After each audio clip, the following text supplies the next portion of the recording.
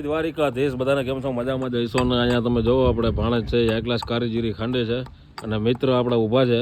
ચોકી આપણે અહીંયા એક ફૂલે આખી ભરી લીધી છે અને બકડીયું ખાલી કરીને કમ્પ્લીટ વ્યવસ્થિત રાખ્યું છે.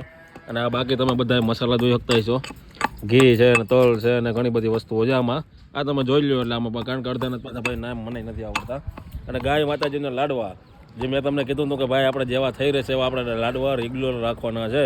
ઓલી ફેરે જે આપણે લાડવા બનાવ્યા હતા એ આપણે સાદા બનાવ્યા હતા, ભૂસાવને તેલ ને ઘીના.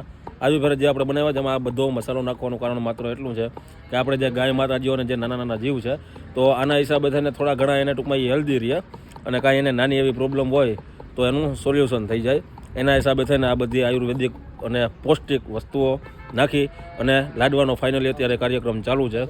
આપણે સમજી લો ને કે એ જ એકમાં આખું બાચકું પડ્યું છે, ગોળનો ડબ્બો એ બાજુની સાઈડ પડ્યો છે. એટલે ધીરે ધીરે કાર્યક્રમ ચાલુ છે.